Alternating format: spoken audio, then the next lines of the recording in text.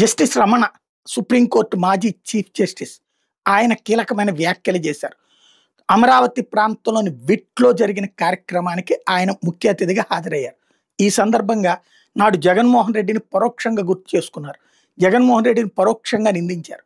ఏంటి అంటే నాడు ఏకంగా చీఫ్ జస్టిస్గా జస్టిస్ రమణ పనికిరారంటూ లేఖ రాసుకొచ్చాడు జగన్మోహన్ రెడ్డి ముఖ్యమంత్రి హోదాలో. దానికి కారణాలలో అమరావతిలో అవినీతికి పాల్పడ్డారు.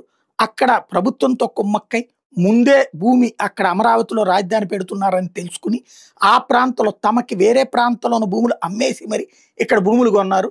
ఆ లక్షల్లో కొన్నటువంటిది కోట్లకి చేరిన ఆ భూములు. ఇది పెద్ద అవినీతి.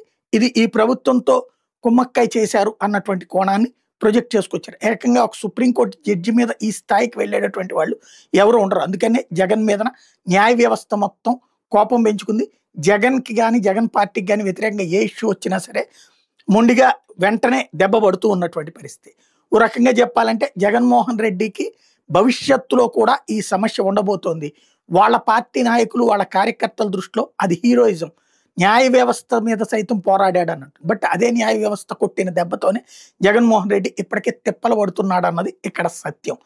అయితే ఇప్పుడు రమణ గారు రైట్ చేసుకొచ్చింది, నా కుటుంబం మీదనే కేసులు పెట్టారు, నన్నే వేధించారు, అదే మమ్మల్నే వేధించారు, మా కుటుంబాన్నే వేధించారు, అయినా సరే బిట్లాంటి సంస్థలు ఇక్కడికి వచ్చి న్యాయం చేసినాయి అన్నటువంటి ద్వారా అమరావతి అంశంలో నాడు జగన్మోహన్ రెడ్డి తీసుకొచ్చినటువంటి ఇష్యూని మరొకసారి చర్చకి తీసుకొచ్చారు. ఇది జగన్ అభిమానులు కూడా ఇప్పుడు దాన్ని గొప్పగా చెప్పుకునే ధైర్యం చేయరేమో.